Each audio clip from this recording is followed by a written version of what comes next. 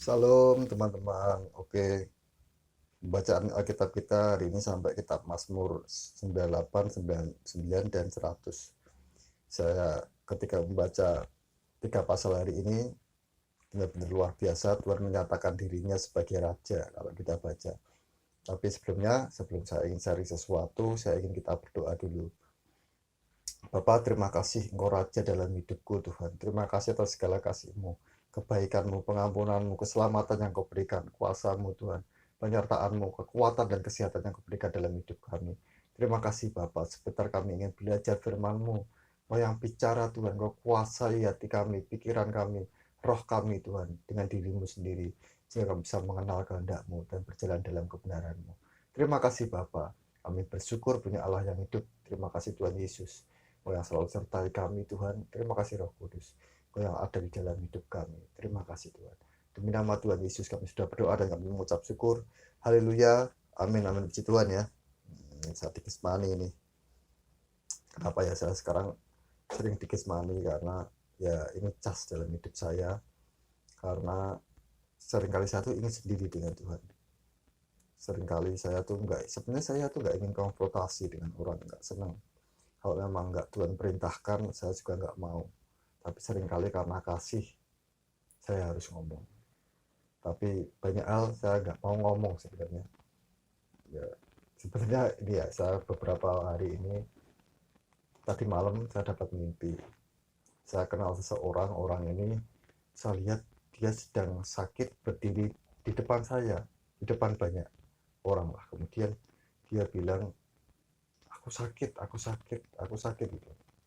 Tapi saya lihat wajahnya semakin lama semakin putih, semakin pucat. Nah, saya melihat orang ini, kok wajahnya tambah pucat. Kemudian orangnya tiduran atau jatuh di bawah. Ya. Kemudian datanglah satu orang, dia menyirami dia dengan air. Kemudian ada satu orang lagi, teman saya nih, saya kenal yang orang kedua ini, dia sudah itu apa, naikkan celananya, dicincing kalau bahasa Jawanya ya, cincin celananya itu, dia mau ikut nyirami tapi karena sudah ada yang nyirami dia nggak jadi. Kemudian saya bangun, pikir saya ya, saya nggak tahu semua terjadi kan karena kehendak Tuhan. Saya juga bukan Tuhan, saya nggak ngerti. Saya dikasih mimpi itu, ya saya tahu sih artinya, tapi terjadi apa enggak saya juga nggak tahu ya. Itu yang punya keputusan itu Tuhan. Tapi dalam hati saya ngomong sama teman saya sih, saya nggak sebut nama, saya nggak sebut nama orang yang ada dalam mimpi ini juga. Kalau kamu gimana? Kamu mau ceritakan apa enggak? Kalau ceritakan resikonya, dia teman saya ngomong, kalau kamu ceritakan ke orangnya ya ada resikonya mas. Orang itu bisa benci, bisa respon yang tidak baik, bisa apa tadi ya, ngomong sengak lah gampangnya gitu, ngomong yang nggak baik. Kok kayak kamu Tuhan aja bisa ngambil apa namanya, seperti sudah tahu aja ya, itu resiko sih. Atau saya nggak usah cerita, buat apa cerita, mati hidupnya juga bukan urusan saya kan gitu. Tapi tentu ada pertimbangan lain. Pertimbangannya kalau memang sebenarnya ini bukan orang dekat saya sih, jadi saya nggak ada beban untuk cerita. Kalau ini teman dekat saya pasti saya cerita, kalau enggak kamu siap-siap, siapa tahu Tuhan ngasih belas kasihan sehingga umurmu bisa diperpanjang ya kan gitu. Tapi karena ini bukan teman dekat saya biasa aja, dalam arti ya sudah, keputusan Tuhan yang terjadi. Ya itu salah satunya, itu saya nggak senang konfrontasi dengan orang. Jadi jangan harap ketika saya ngomong ke siapa, ke saudara atau siapa, kemudian karena saya benci, enggak, saya nggak pernah benci sama orang, enggak. Bahkan orang yang menyakiti saya, menjahati saya, nggak pernah saya benci. Saya nggak ingin benci dengan orang, buat apa benci dengan orang, toh hidup saya tuh hanya dengan Tuhan. Jadi orang itu ya, manusia itu ya teman-teman lah, saudara-saudara seiman saya, tidak layak dibenci. Bahkan orang berdosa aja nggak layak dibenci ya, kalau bisa diselamatkan. Tapi kalau nggak bisa ya sudah, kita kita dengan kasih batu yang kita bisa lakukan ya. Oke, jadi hari ini saya ingin sampaikan sesuatu di Mazmur 99. Mari kita baca dulu Mazmur 99 ayat 1 sampai 9 ya, sekalian lah cuma 9 ayat kok. Tuhan itu Raja. Nah, maka bangsa-bangsa gemetar. Ia duduk di atas kerup-kerup, maka bumi goyang. Tuhan itu maha besar di Sion, dan ia tinggi mengatasi segala bangsa. Biarlah mereka menyanyikan syukur bagi namamu yang besar dan dahsyat. Kuduslah ia.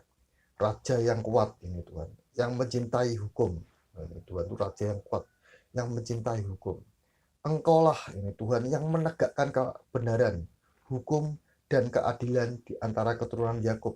Engkaulah yang melakukannya. Sebenarnya ayat 4 ini yang sebenarnya mau saya tuliskan. Jadi kalau di terjemahan lain dikatakan, dan kekuatan raja menyukai keadilan. Itu terjemahan literal ya. Engkau telah menegakkan kejujuran, keadilan, dan kebenaran di dalam Yakub. Engkau telah melakukannya. Tinggikanlah Tuhan Allah kita, dan sujudlah menyembah kepada tumpuan kakinya. Kuduslah ia. Musa dan Harun di antara imam-imamnya, dan Samuel di antara orang-orang yang menyerukan namanya. Mereka berseru kepada Tuhan, dan ia menjawab mereka. Dalam tiang awan ia berbicara kepada mereka. Mereka telah berpegang pada peringatan-peringatannya dan ketetapan yang diberikannya kepada mereka. Tuhan Allah kami, Engkau telah menjawab mereka. Engkau Allah yang mengampuni bagi mereka, tetapi yang membalas perbuatan-perbuatan mereka. Ingat ya. Tinggikanlah Tuhan Allah kita, dan sujudlah menyembah di hadapan gunungnya yang kudus, sebab kuduslah Tuhan Allah kita. Dikatakan Tuhan itu Raja. Makanya kita tahu bahwa Tuhan selalu kali berkata, kerajaan surga, kerajaan surga. Nah, Tuhan itu Raja di sana. Dikatakan Tuhan menyukai keadilan, hukum, kebenaran ditegakkan. Juga Tuhan itu mengampuni, dikatakan seperti tadi. Tetapi juga membalas perbuatan-perbuatan mereka. Ketika Tuhan bicara, memberi contoh kepada Samuel, Musa, dia berkata tentang peringatan-peringatan, ketetapan-ketetapan yang diajarkan kepada Tuhan. Tuhan Yesus tidak datang ke dunia langsung disalib, tidak. Tuhan mengajarkan dulu hukum kasih. Tuhan memberi teladan. Terkutuklah, juga ada kata diberkatilah, tapi ada kata terkutuklah. Ada keadilan Tuhan. Kalau Tuhan nggak adil, ya kita nggak usah ada peraturan, nggak usah ada hukum. Bagi Tuhan bukan raja, nggak ada kerajaan, nggak usah ada neraka lah. Tapi Tuhan itu adil. Tuhan itu Raja. Nah, saya beberapa waktu yang lalu tanya kepada salah satu teman saya. Jadi saya kan sekarang ya karena ada sekolah teologi gratis yang saya boleh ikut dan tidak offline, jadi hanya online, makanya saya ikut sih. Tujuannya apa? Ya karena mungkin ini kehendak Tuhan. Kalau saya pribadi sih, bagi saya ya ilmu pengetahuan teologi aja sih. Saya nggak terlalu tertarik. Saya lebih tertarik mengenal Tuhan secara pribadi. Tapi saya ikut. Kemudian suatu hari ada pengayaan dari salah satu pendeta yang dia mempelajari tentang kitab secara tulisan Ibrani. Kemudian saya tanya, dia juga waktu itu mengajarkan tentang Tritunggal. Kemudian saya tanya, Pak, saya mau tanya, di kitab Wahyu itu dikatakan ada tahta Allah dan tahta anak domba. Nah, berarti ada berapa tahta di sana? Dan ada berapa Tuhan yang duduk di tahta? Saya bertanya gitu. Kemudian dia ngomong, sebenarnya dalam bahasa asli Ibraninya itu hanya ada satu tahta. Saya langsung menangkap, iya benar. Jadi misalnya gini, ini tahtanya gembala gereja kita, dan tahta yang sebut namanya gembalanya siapa? Pak Yohanes gitu misalnya gitu. Itu tahtanya cuma satu, hanya disebutkan yang satu sebagai gembala, yang satu sebagai namanya. Tahtanya cuma satu, dia bicara seperti itu. Jadi sebenarnya dalam bahasa aslinya Ibrani itu, di kitab Wahyu itu hanya ada satu tahta. Kenapa saya tanya itu? Karena saya tuh sebisa mungkin nggak ingin saya cerita supaya menarik, supaya orang terkesima. Enggak. Saya akan bohong kalau saya bilang saya nggak pernah ketemu Tuhan. Saya akan bohong kalau saya bilang saya nggak pernah ke surga. Saya akan bohong. Saya cerita sebenar-benarnya. Saya nggak tahu kenapa Tuhan kasih lihat saya, kenapa Tuhan membuat saya jadi mimpi seperti itu, jadi bisa ngalami, bisa merasakan, bisa melihat. Saya pernah suatu hari saya dibawa Tuhan ke surga, kemudian saya lihat Tuhan Yesus duduk di tahta, di atas tahta. Saya sedang berlutut di depannya, di bawahnya, di bawah tahta Tuhan. Waktu itu kemudian ada malaikat yang bawakan mahkota. Kemudian saya seperti berdebar-debar, saya layak nggak dapat mahkota, saya layak nggak dapat mahkota. Kemudian puji Tuhan, mahkotanya diletakkan di atas kepala saya. Wah, rasanya hatinya senang sekali. Karena memang ininya sebenarnya tujuan hidup kita. Kemarin saya ngomong di rumah berkat, sebenarnya kita hidup di dunia ini ngapain sih?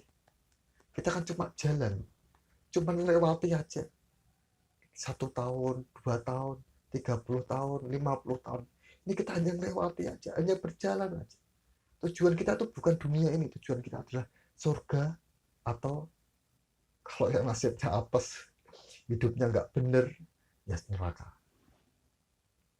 Ya banyak hal sih yang ingin saya ajarkan, tetapi memang saya tahu tidak banyak yang bisa mengerti, karena firman Tuhan ini seperti kebodohan. Ya seperti salah satunya, Tuhan pernah ngomong sama saya tuh paling nggak senang sudah bener. Ini saya cerita apa adanya. Saya paling nggak senang memperingatkan orang kaya, nggak senang. Memperingatkan orang kaya itu seperti ngomong gini loh, jualah segala harta milikmu dan ikutlah Tuhan. Itu kan sulit sekali, sangat amat sulit sekali.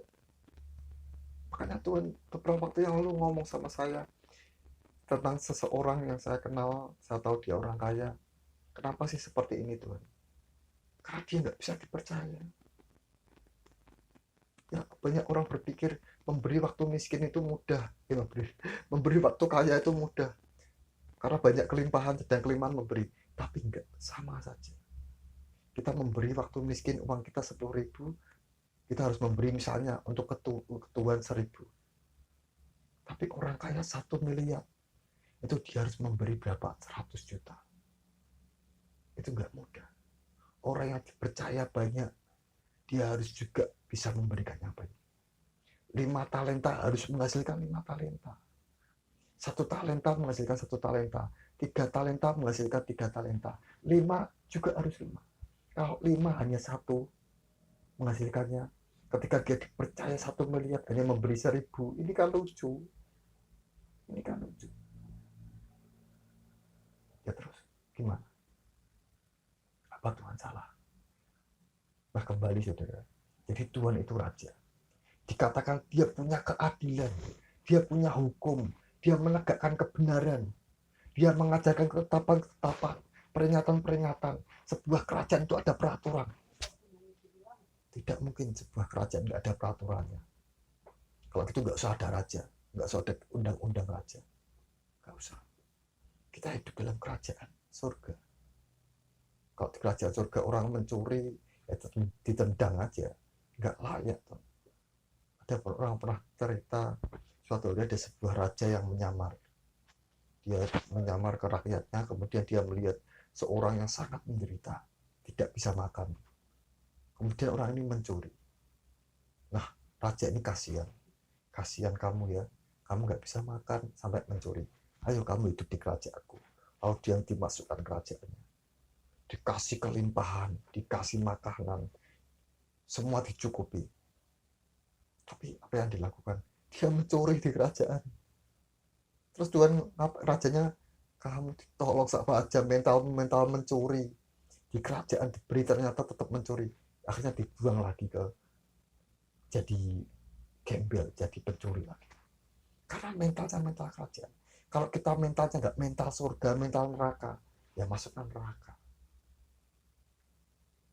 Kalau kita nggak pernah mengasihi Tuhan, hanya mengasihi diri sendiri. Saya kemarin dapat rema ketika saya berdoa, Tuhan ngomong untuk saya dan untuk beberapa teman saya, mulai sekarang kamu kalau melakukan sesuatu, pikir dulu, apakah ini menyenangkan Tuhan atau tidak. Banyak orang melakukan sesuatu, apakah ini menyenangkan aku ya, apakah ini menyenangkan keluargaku ya, tapi nggak berpikir apakah ini menyenangkan Tuhan. perbuatannya bukan untuk menyenangkan, tapi untuk menyenangkan dirinya sendiri.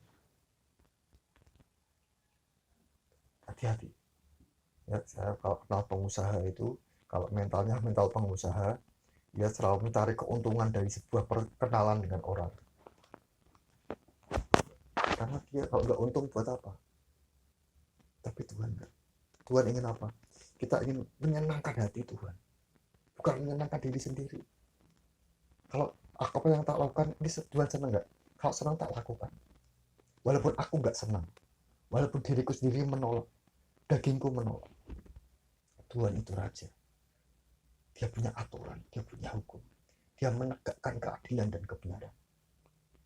Hati-hati hidup dengan Tuhan, hati-hati. Jangan sembrono kita hanya melewati. Di dunia ini kita hanya berjalan saja melalui umur demi umur. Tujuan kita itu bukan di dunia ini, tapi apa? Kelak dalam kerajaan surga. Saya berdoa renungan hari ini dapat mengingatkan kita semua, ya, bagaimana kita memperlakukan bahwa Tuhan adalah raja dalam hidup kita. Lebih lagi sebenarnya kita juga, kalau kita punya kewajiban, ya seperti yang saya katakan tadi, taat pada peraturan raja, melakukan perintah raja, kita juga punya hak sebenarnya, yaitu apa? Perlindungan Tuhan, pemeliharaan raja. Kalau sebenarnya saya seringkali ketika saya pujian dan penyembahan, saya berdoa, saya seperti sujud di bawah kaki raja. Seperti saya masih lihat Tuhan Yesus di tahtanya, kemudian saya sujud di bawahnya.